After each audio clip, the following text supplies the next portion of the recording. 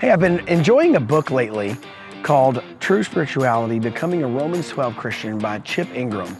And I would, by the way, highly recommend it. I tend to fold the bottom pages when I find something of interest so I can go back and seek it out later. I don't know if you can see this on the video, but like every page has a fold in it because I am earmarking all kinds of content from that book. And I have personally met Chip Ingram over coffee. What a great guy. Like, I'm not trying to name drop, I'm just telling you, I love the guy and I love his content.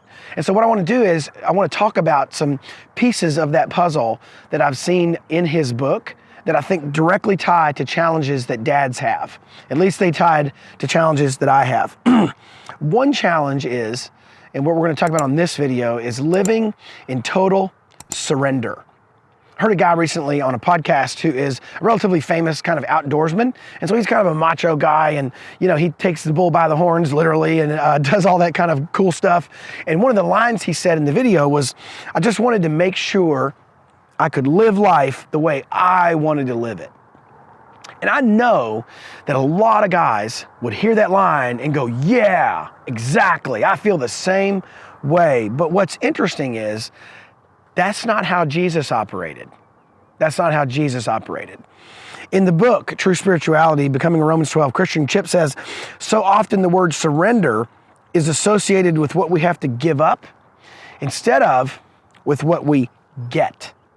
That's interesting. If I were to say to you, hey, live a life of total surrender, I think you would see it almost like surrender. Okay, I give God my iPad, I give God my car keys, I give it all up, which is true. However, what Chip's saying is, but we're not calculating what all we get. What's the trade? And the trade is an abundant life. Listen to what Jesus said in John 6:38-40. He says, for I have come down from heaven not to do my own will, but the will of him who sent me. And he goes on to say, this is the will of him who sent me, that I should lose nothing of all he's given me, but raise it up on the last day. In other words, I should come and accomplish the mission for which God sent me. For this is the will of my Father. In verse 40, he says that everyone who looks on the Son and believes in him should have eternal life, and I'll raise them up on the last day. So Jesus said, look, I didn't come down here to do anything my own way. I did not come down here to do anything my own way. I came down here to do what God asked me to do, which leads us, Dad, right to this week's mission. So Dad, like the guy I mentioned on the podcast, are you living like the cowboy, the Marlboro man?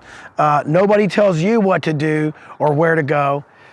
If you are, I know that sounds really macho, and I know that sounds really powerful, and I know it sounds very American, like I understand. However, it doesn't sound very Christian.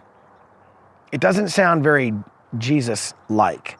This week, here's what I want you to do. I want you to ask God, where is he directing you? And you're like this untamed Mustang pulling against the reins.